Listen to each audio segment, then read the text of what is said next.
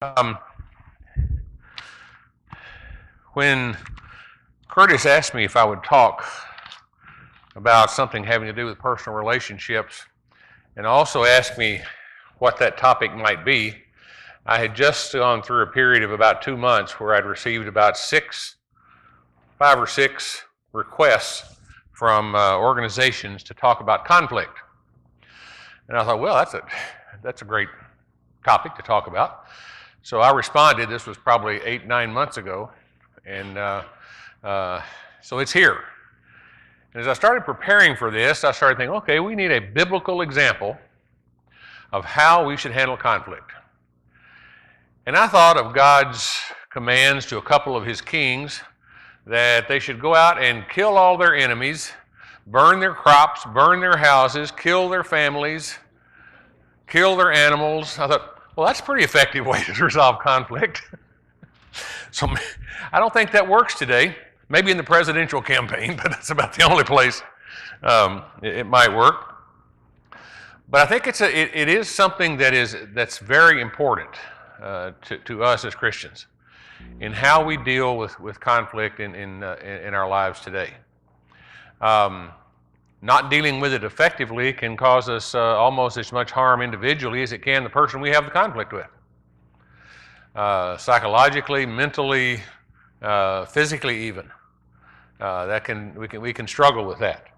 So I started thinking, well, let's define conflict. And so I picked up a book called Creative Aggression by George Bach and Herb Goldberg. And the little statement there in the front of their book said, the history of man is replete with mechanisms and attempts to control aggression. People have tried to pray it away, wish it away, play it away. More recently, they've tried to psychoanalyze it away, and I would add one to that. I think we've tried to medicate it away, but it doesn't seem to go away. So conflict is something that's been around a long time and probably going to be here for eternity. As long as this earth exists, we're probably going to have conflict between us and other folks. So what do we mean when we use the word conflict? Well, one word is whenever you and anybody else have a difference of opinion, by definition, that's a conflict. Can we agree with that? I mean, conflicts are not always bad. It's when there is a difference between you and someone else that you have a conflict. But I started thinking about this a few years ago when I was putting together a program for one of my corporate clients, and I started thinking about conflict, and I thought, conflict is where 2 or more people are competing over a common resource. Now think about that. Think of any conflict you want to think of, and I believe that would apply. If you think of a conflict between 2 political opponents, the resource is the position they're after. A husband and wife arguing over the checkbook, the resource is the money. The resource can be time, attention, space. You define resources fairly broadly, but any conflict is where people are competing over a common resource. Now, the advantage to defining conflict that way is that if we can begin talking about the resource, we may do less harm to the relationship. So if you and I are struggling over a particular issue, and maybe a resource is truth, as revealed in God's Word.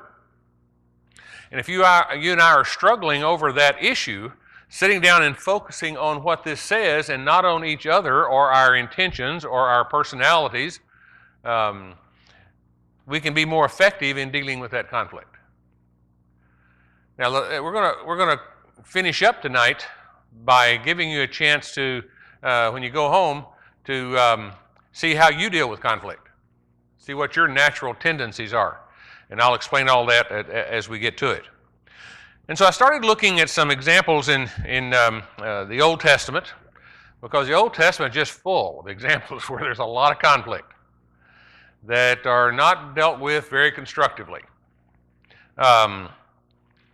Looking at Exodus, the 32nd chapter. There's about 20 verses there, beginning with verse 15 and going through verse 35. A good example, because one of the examples that came to my mind when I started thinking about conflict was when I thought about Moses, when God told him to speak to the rock and bring forth water, and he got mad and struck it. It brought forth water. And then God reprimanded him for not doing what he told him to do. So anger is something that's been around a long time. Another example was in the book of Numbers. And in Numbers, actually that was the example in Numbers. But in Exodus is where Moses comes down from the mount, and he's got the tablets, and he sees what's going on with the people, and he gets mad and breaks the tablets. So Moses had a little temper. And there's example after example. Our small group's been looking at David. And David was a man that was filled with emotion. And sometimes that emotion was anger. And so that's something that you see, I think, that's consistent throughout the Old Testament. But when you get to the New Testament, I think there's a different approach. But let's talk for a second about what causes conflict. And this is the third or fourth page of your handout. It's 9 factors that promote conflict. And I want you to see if you can apply these to your family, the church, the companies you work in, other relationships that you have. But when role definitions are ambiguous, there can be conflict. When I don't know what my job is, what my role is, what I'm supposed to do. Because when that happens, I begin to assume. And that's not always a good thing. And so I always tell people it's kind of like when role definitions are ambiguous, it's like building a deck on the back of your house. And you build that deck, and those boards are perfect, aligned, they're right up against each other. And then you go in the house and you spend the winter and you come out in the spring, you're going to sit on the new deck, and what's happened? I mean, there's cracks. You can look down, you're afraid to walk on the deck because they've shrunk, they've twisted, they've turned. Well, I think that's a lot like organizations, a lot like families. I mean, as it is structured, there's a perfect role for every member of an organization, every member of a family, every member of a congregation. But as people populate that, and as we behave inappropriately sometimes, we don't do and say and think the right things, that deck begins to shrink, and it gets to be seams in that deck. And so there's a chance that it might not be as safe as we hoped it would be. A second reason that conflict exists is a conflict of interest. Somebody tell me what a conflict of interest is.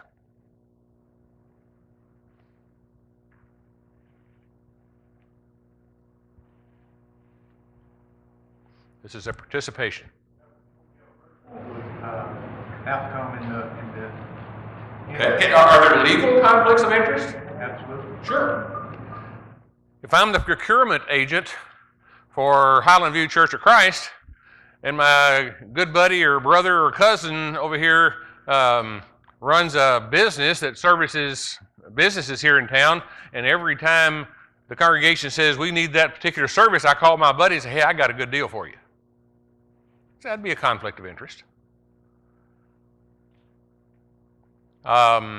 There are, I've dealt with this for a number of years with Pat and her relationship at Pellissippi State. There's been a half a dozen times they've called me and said, can you do something? I said, yeah, but I don't think that's probably going to work because my wife works there.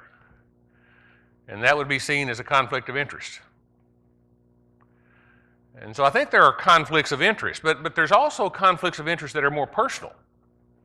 That when I say and do things, hoping you'll think that's the appropriate thing to do, and there's something in it for me, which can create some conflict between us.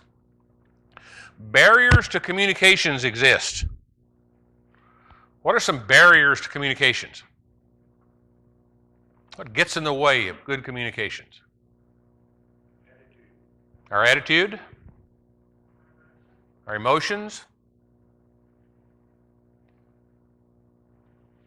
the pride that we have, our opinions, the way we see things. I've got a whole series of exercises I do in an interpersonal communications class where I put things up on the board and I say, tell me what you see. And nobody in the room sees the same thing. So our perceptions are different. The way I see something may be different than the way you see it. And if I start getting rigid in my opinions about that, then I may drive a wedge between you and me in that relationship. When one person gets very dependent on another person, now that's kind of a scary one. Oftentimes that occurs when you're raising your kids and they begin to realize that they're getting a little older, they're getting a little more independent, and they start pushing back. And conflict can kind of exist there because as a parent, I'm not ready for them to push back yet. And so there's some natural conflict that exists there. The differentiation in an organization increases. The farther you are from the top to the bottom of the organization apart. I talk to people in organizations and I tell them, if you're at the factory floor in this organization, you really don't have any clue what the president of this organization, why they make the decisions they make. But we sure assume we know why they make the decisions they make. We assume we're knowledgeable about that. And the reverse is true. The president sitting up in the top of the organization looks down at the factory floor and says, why are those people doing that? They're lazy, they don't want to work, but they don't know what they're doing that's creating a culture that causes that. The farther apart you are, the more assumptions you make about the people on the other end of that spectrum, and the less accurate you become. The degree of association of parties increases. We've made kind of a cottage industry out of that in this country. Have you ever watched reality TV? All you have to do is put a half a dozen people in a house, on a beach, in an island, in a community, in a room, introduce a little competition into it, and watch the sparks fly. A couple years ago, we were in Tampa visiting Kristen and her family and had a birthday party for Zachary. And several of Jerry and Kristen's couple friends came over to the party, and two of them, Janet Knack and Molly Gandhi, were two young women who were actually participants on America's Next Top Model, a television show. We watched it while they were on it because we knew who they were. And it was an hour of drama every single night. Tears, arguments, fusses, fights, name-calling. And so I'm sitting in the backyard talking to these two young ladies. I said, do you ever speak to those girls anymore? Oh, yeah, they're our best friends. I said, it doesn't come across like that on television. They said, oh, they film us for 40 hours during the course of a week, and then they take out 35 minutes and make a story out of it. Because they know when they have people in close association, you're going to have conflict, and that's what the story is about. When consensus between parties is necessary. Now, most of the time when I ask people, what's the definition of a consensus? In fact, I asked a group today in Chattanooga this morning. I said, what's a consensus? And the first thing out of somebody's mouth was, it's when we all agree. No. Consensus has three components. The first component is understanding. If you and I disagree over something and we're trying to reach a consensus, my obligation, first of all, is to try to understand where you're coming from. It's not to make my point. It's not to present my side of the issue. It's to understand what you're saying. And then if we can move forward from that, at some point in time, we reach a point where the two of us can accept something, some position. May not be what I would have preferred, may not be what you would have preferred, but we can both live with it. And then the third component of consensus is support. And I think that's the toughest one. I've been in a lot of organizations. In fact, I was in one this past week where there was a fairly strong-willed CEO who came in and talked to the group that I was working with, and he kind of laid down the law. And as I kind of looked around the room, this is what I saw. I call that the bobblehead. So you come in and you kind of You're forceful and dominant, and you lay down the law, and everybody's doing this. And so after that meeting's over, Tyra and I are walking down the street here, and I turned to her and I said, that's the stupidest thing in the world. I'm not about to do that. That's not consensus. Consensus is understanding, acceptance, and supporting the position that we walk out of there with. That if you and I have a disagreement, we sit down, we work through that, we study through that, we arrive at a conclusion, and when we leave here, both of us are in agreement that that's what we're going to say and do and believe, and we'll support each other. That's the hard part. The support is. The eighth one there is when behavioral regulations are imposed. Does the Bible impose behavioral regulations on us? Absolutely. There are a lot of thou shalts in there, and do's and don'ts. And I find it increasingly that we tend to want to push back against those. We don't like people. Go ahead. It's kind of like, God's principle, not preference. Yeah. Between that. Yeah. We think that oftentimes that this is a book of rules and we have to comply with this. But the real sense is we have to commit to this. And then it's not like a set of check boxes and rules that we have to sign off on. And then the ninth one there is when unresolved prior conflicts haven't been resolved. We didn't resolve this one. We walked away and forgot about it. We come back tomorrow. It may be tougher to solve the one tomorrow because we haven't gotten healed from the one yesterday. And so that's somewhat difficult. So I started looking at some biblical scriptures about how you handle anger, how you handle wrath, how you handle conflict. And three or four of them kind of struck me. The first one is in Proverbs, the 15th chapter, and the first verse. Can anybody quote that from memory? I bet you can, you just don't know where it is. But in the New International Version, it says, gentle answer turns away wrath. That's not our tendency. You know, if someone comes to you and says something nasty to you, says something, they're angry with you about something, and they accuse you and they stick a finger in your face, what's our normal response? Strike them right back. Yeah, but you did the same thing. Yeah, but. Well, Proverbs says a gentle answer turns away wrath. A second verse that I was looking at was in Matthew, the 5th chapter, the 39th verse.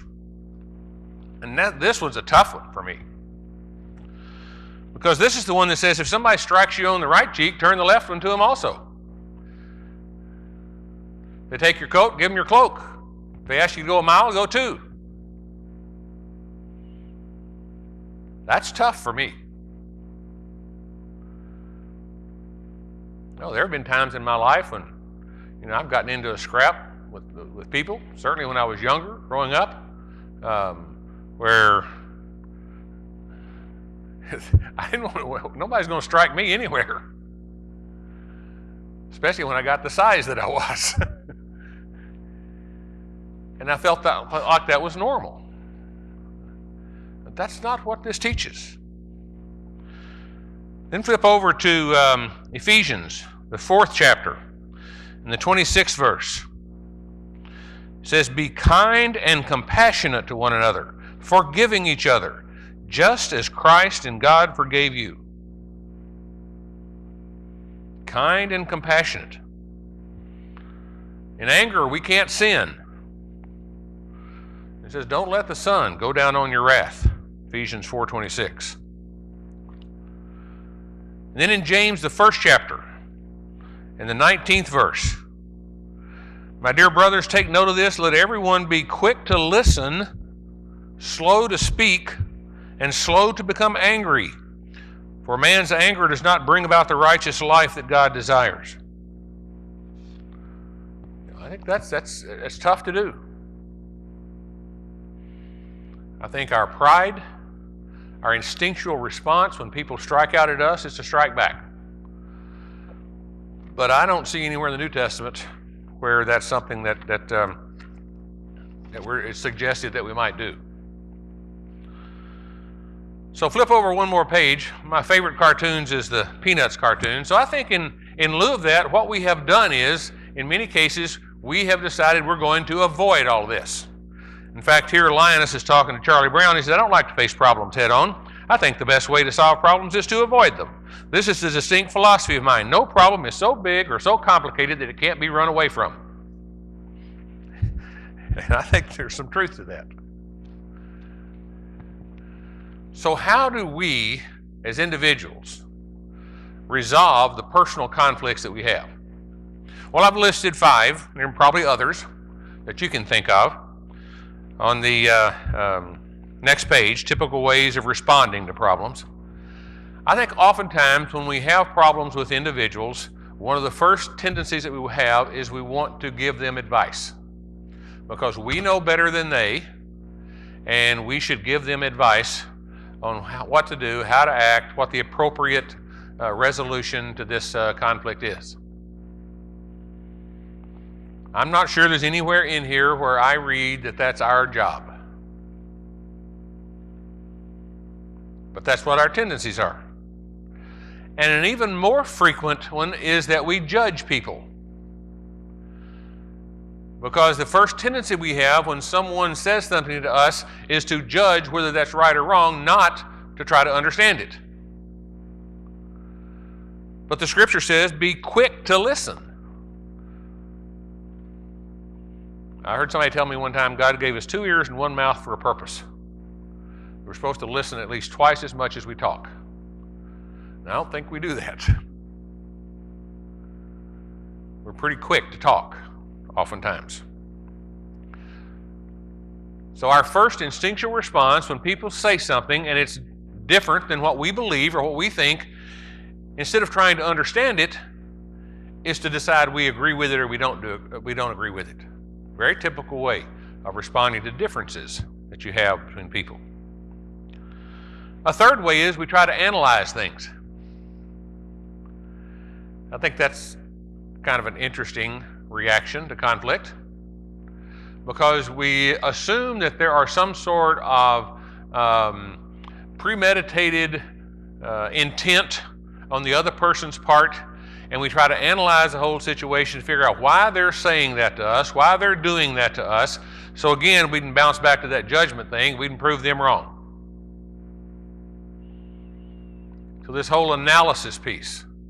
Well, I know why you're really saying that or doing that. A fourth typical way is we start asking questions. We want to grill the other person. If I can ask a question they can't answer, I got them. Maybe you'll win the argument, but you're probably not going to build a relationship there. And finally, a way that we oftentimes deal with conflict is we support the other person. Somebody said, wait a minute. But think about it. There have been times, when I was growing up, I remember my dad telling me, if you get a spanking at school, Stacy, when you get home, you're going to get a spanking, and then we're going to go back and find out why you got the one at school. I don't know anybody who raises their children that way anymore. I recall when I was a professor, families coming to visit the campus where I was teaching. And I remember one person who was very high up in a large Fortune 100 company. His son was a student, an advisee of mine. And he came into my office. He said, and the first thing out of his mouth, I've got a bone to pick with you. And I said, well, hello, my name's Stacy Myers. Didn't even introduce himself. And he strongly supported his son. And I said, well, there's nobody here that at this campus that cares more about your son than I do. He's a good kid. I think the world of him, but he's not doing his work. He's not coming to class. He's not turning in his assignments. He's flunking the tests, and he's not going to graduate. And so this gentleman was pretty forceful. He said, well, I want to give you a responsibility. I want you to make sure for the rest of this semester that he toes the line, that he gets to class. So it's an 8 o'clock class. So I think that's the first year I was teaching school. I thought, well, maybe this is the way I'm supposed to do it. So I'd go to work 7 o'clock in the morning. I'd get in and start getting ready for my 8 o'clock class. And I'd pick up the phone. I'd call the dorm, wake the kid up. Okay, Ross, you got to get to class. And he got to class. I'd have him come in my office in the afternoon, sit down there and do your homework. And so 2/3 of the way through the semester, he was doing pretty well. He got a high C, low B, something like that. He was a smart kid, just lazy. And I had to go to a conference, and I went to a conference over an extended week, one of the Central States Communication Association conference, I think. And I came back, and it just didn't occur to me that next Monday to call him, and we had about 3 weeks left in the semester. That was the last time I saw Ross. I saw him on campus walking around, but last time I saw him in class. And so I get this phone call at the end of the semester when the grades go out. I thought I told you. I said, hey, time out. I think the world of your kid. I'll do everything I can to help your kid, but let me tell you what I did. I told him I woke him up. I told him I got him to class. I told him I had to do his homework. I walked him through all that. And at the end of that conversation, he said, well, Dr. Myers, thank you. Click. And he didn't graduate. Last time I knew, he was running an electronics store in Chicago on Michigan Avenue. I forget the name of the electronics store, but he was one of these electronics nuts. I mean, nerd. He was just always listening to music and playing with equipment and those sort. But that's inappropriate support. He should have been talking to his kid. I don't know what that relationship was like, but it wasn't what it should be. So there are typical ways that we respond to problems. One of the greatest models that I have found in recent years is a model that two guys named Thomas and Kilman put together called the Conflict Resolution Questionnaire. Now I want to kind of walk through the interpretation of that in the next few minutes. And then you can take that document home with you. And if you didn't get one when you came in, there's 2 or 3 left up here. And you can answer the questions. First, I'll tell you the instructions on how you take it. There are 30 sets of statements in there. And you're to go through, there's 30 pairs of statements. You're to go through and read each pair. And you're to choose one or the other which is more like you than the other one. It may be that neither one of them are like you, but which one's more like you than the other one? Maybe both of them are a lot like you, but which one is more like you than the other one? And once you've done that, then the 4th page of the questionnaire, you just record your answers on that answer sheet by circling the appropriate letter that you chose on the previous 3 pages. Then you count the number of circles in each of the 5 columns. And you put the number at the bottom, flip over to the next to the last page, and on the next to the last page, you actually plot your scores, whatever number you had in each column. Instructions are back there. It'll be easy for you to take. But what it's going to do is going to tell you that people tend to deal with conflict in one of 5 ways. They either compete, they collaborate, they compromise, they avoid, or they accommodate.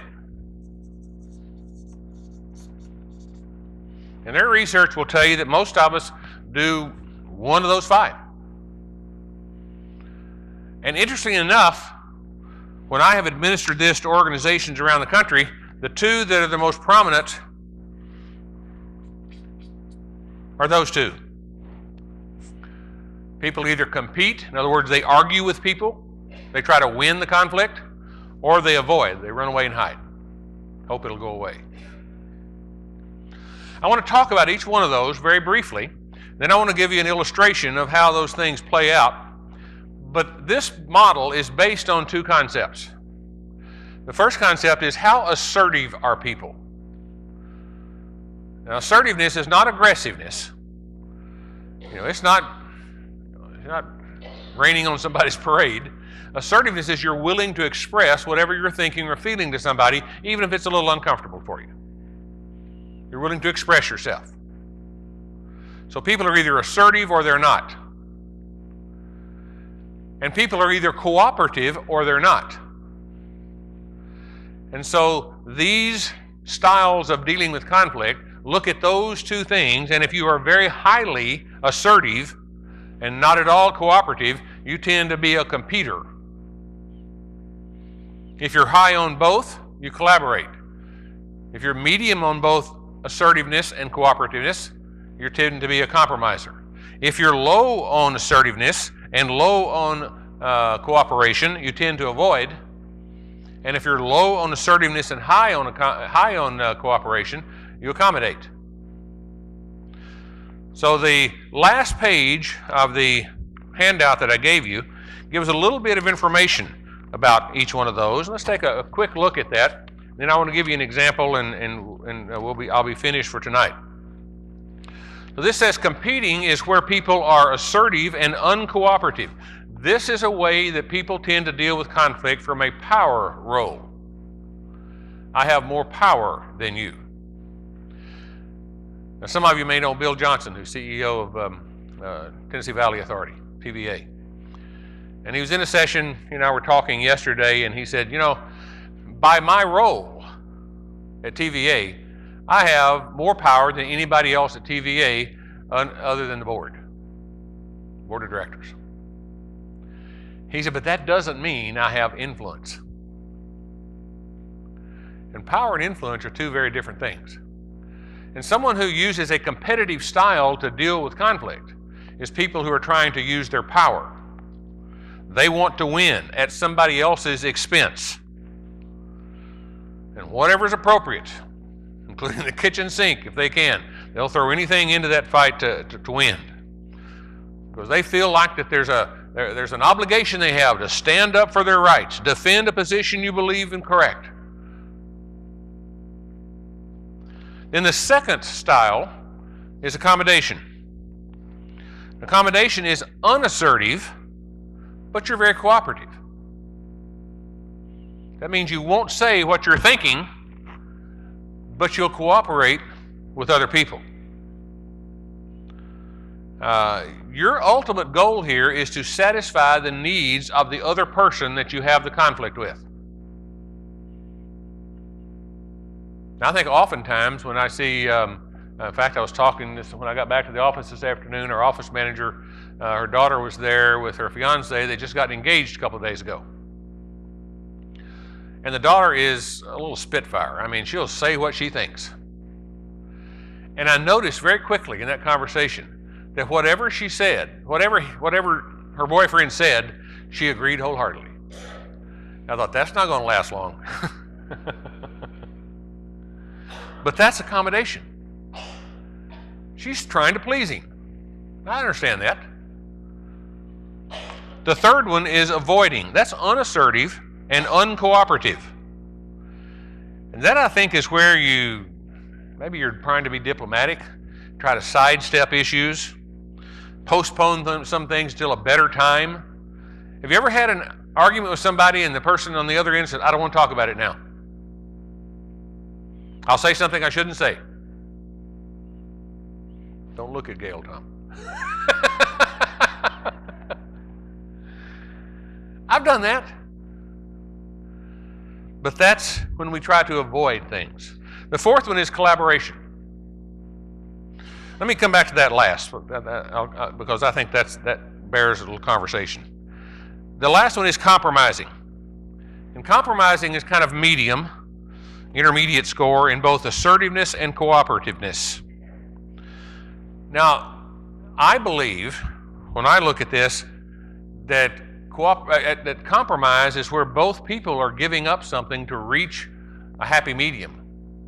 And we have actually, in our society, in our communities, made that something that's respected and something that's appreciated. I think we may need to rethink that. Because if you and I have a conflict, and to move toward the middle, both of us has to give up on something we believe, I'm not sure that's the best way to go about it. But the one that I will recommend to you that is the least frequent score that people get on this is collaboration. And it has both assertiveness and cooperation. Patrick Lencioni wrote a book not too long ago called The 5 Dysfunctions of a Team. And he put a pyramid together, and he said the first level of that pyramid, the foundation of all teams, are trust. But the second level of that pyramid is conflict. And when I've had lunch with him a couple of times, breakfast with him once, listened to him speak several times. We're the largest test site in the country for a new assessment that he published about 2 years ago. Great guy. In fact, he lives in San Francisco, and we were having breakfast in San Diego this spring, and he said, "You're from Knoxville, aren't you?" And I said, "Well, just outside of Knoxville." He said, "There's a little lake just north of Knoxville." I said, "Norris Lake?" He said, "Yeah, that's it." He said, "I bring 15 of my family members, and we go to Norris Lake and rent a house every summer for 2 weeks." I don't know how the man figured out where Norris Lake was. But he's a very bright, very articulate individual. I really like him. Great friend now. But he said conflict is a good thing. He said, "I don't mind if people on my team get red in the face and raise their voice and point their fingers as long as it's about the issue we're talking about. It's not about the other person." Because when it's about the issue, most of the time the best answer surfaces and people can get on board with that. Now, I don't often say complimentary things about lawyers, but I will in this instance. Have you ever sat in a court of law and you've watched two opposing attorneys and they get red in the face and they yell and they wave their arms and they point their fingers and they call the other attorney different names, and then the judge bangs his gavel and says, "Okay, we're going to take a 2-hour break," and one lawyer turns to the other and says, "Okay, you want to go get lunch?" Because it's something they do realize, that it's not about them, it's about the issues that are before the court. And so collaboration, where you and I can work together to resolve this issue, because the relationship is more important than the issue. You know, if you and I have a conflict and we kind of have a fight to the death over that issue, we may destroy the relationship, and I walk away feeling great because I won. I don't think that's what these verses I just read recommend to us as Christians. So let me illustrate this, and then I'll answer any questions you might have.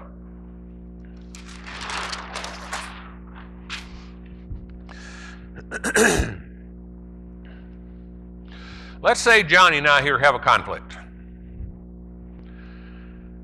And we start after each other, and I take position A and he takes position B.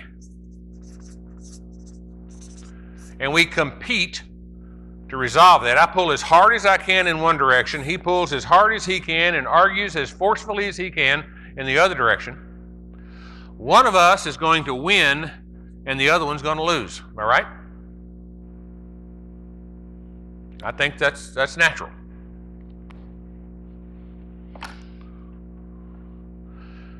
So let's say we have this conflict. I take position A, he takes position B. And I give up this and this and this to move toward the middle. He gives up this and this and this to move toward the middle. We compromise to find a solution. Now, this is something you may disagree with. I think that is a lose-lose approach to resolving conflict, because it's defined by what we had to give up to get there.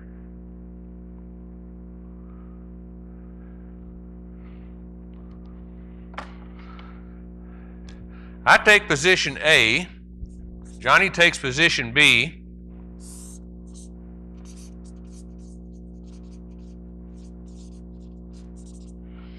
and I accommodate him. I don't care, Johnny, do whatever you want to do. I think that is a lose for me, maybe a win for him.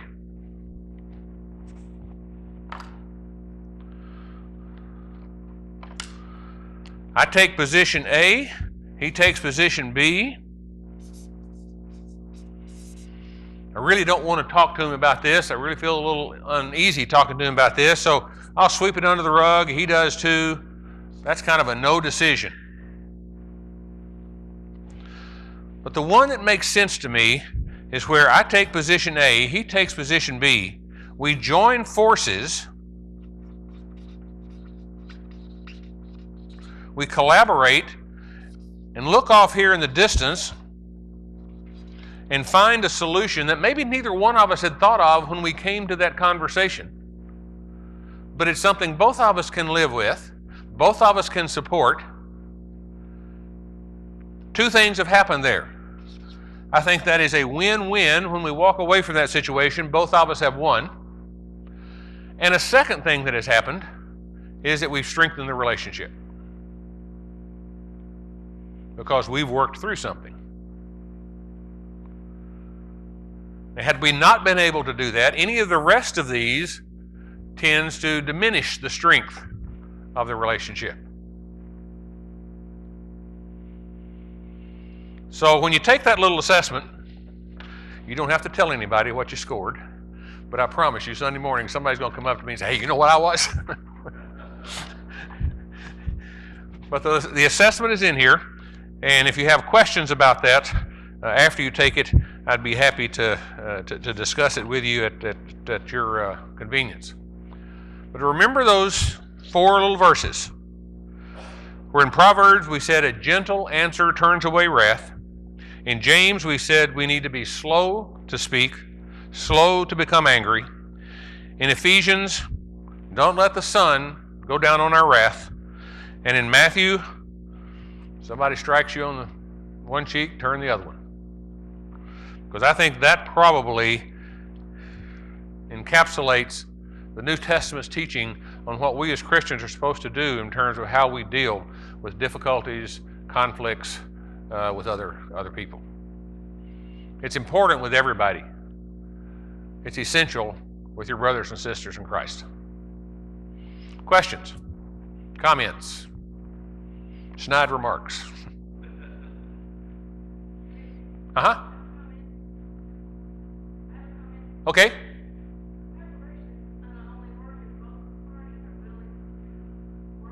Both of them have to play by the same rules, yes.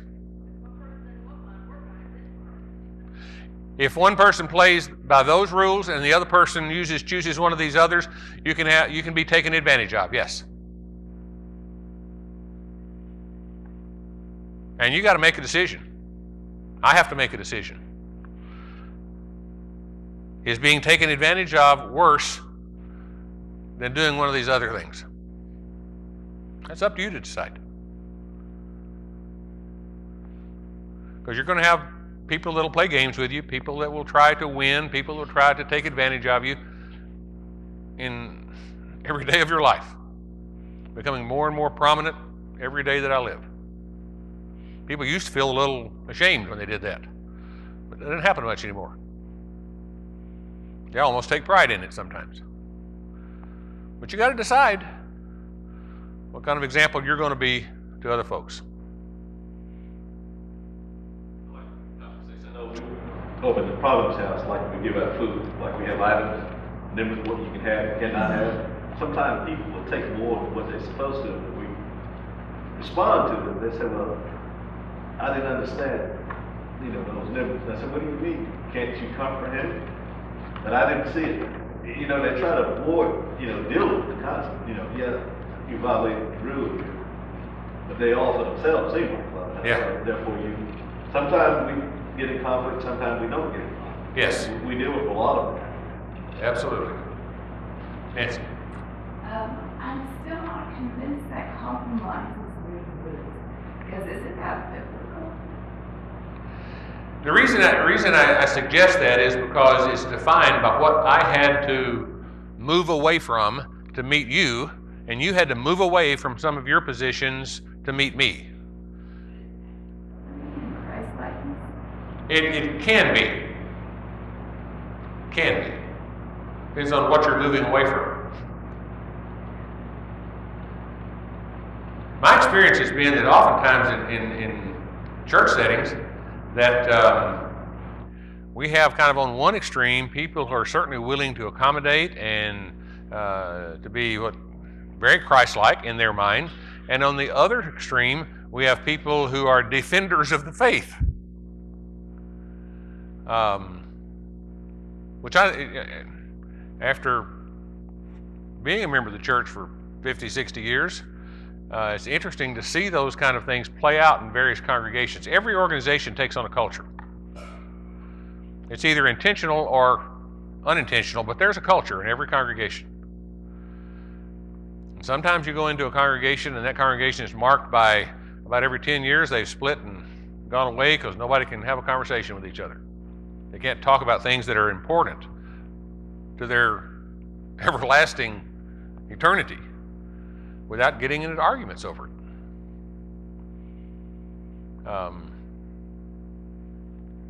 But I think we have to learn how to handle those types of issues. So I'm not saying you can't. I think in some situations any one of these styles may be appropriate, but I think we don't use the collaborative style enough. Right. Without putting you on the spot, but I would ask you, with your experience, as you are out in the world and seeing other cultures, other situations, draw some conclusions about your experience here at Highland View relative to conflict management. I mean, you've been here a while and you've looked at how we've handled situations over the years. Now, you don't need to call names. Okay. But an observation about the culture at Highland View might be interesting. I'll say something very complimentary, I think, is my intent here. And I'm not sure some folks would see this as complimentary, but I do. And that is that I think that at Highland View there is an ability for people to tolerate others, and I use the word tolerate advisedly, tolerate others who have different opinions without making it a, pardon? Yeah, making it a war or making it a position that excludes the other person from fellowship. And I think that's a positive thing. There is also, on that little further end of that scale, it's very easy to be tolerant if we don't believe much, if we don't have strong beliefs. And so finding that balance, I think, is tough. That's tough. A lot of congregations really, really struggle with that. Through the years, and my observation here is that we've been able to walk that walk, and have been somewhat successful in doing that where others haven't. So I guess that's one observation I would have. But I do think, and as I work with organizations and as I help them create a set of core beliefs, one of the things that I ask them to do when those things are created is to hold each other accountable for living up to that. I don't think we do that very well. And to that extent, maybe we're a little too tolerant.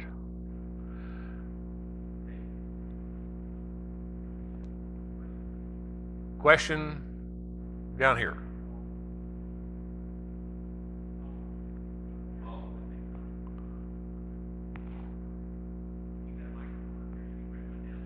Oh. Is it on?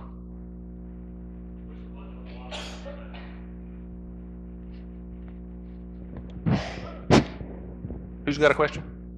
Oh, here you go. What? There's a country song that says, we have to stand for something or we'll fall for anything. Yep. Yes, there is. Which is exactly the last point I made. That is that if we are unable to hold each other accountable, I don't mean by that, I don't mean we're judging each other. I mean we support each other, we encourage each other, we help each other. And when we see people taking a turn down the wrong road, we say, hey, we miss you. I'd really like to see you involved in this. I'd like to see you doing some this, that, and the other. We really appreciate the contributions you've made. Things like that. To me, that's the way that that's the way that you build those relationships, and you build some synergy in the organization, in the congregation, that allows the congregation to grow. All right, it's been an hour. Let's end with a prayer, if you don't mind. Our gracious God and Father in heaven, we thank you for this day and all the blessings of this life and the opportunity we've had to pause here and to think about ways that we can improve the relationships that we have with each other and grow in our Christian faith. We pray that you'll be with us and that we will think good things about each other, that will strengthen our relationships, that will encourage and inspire each other to greater service in your name. Forgive us when we fall short of that. In Jesus' name we pray. Amen.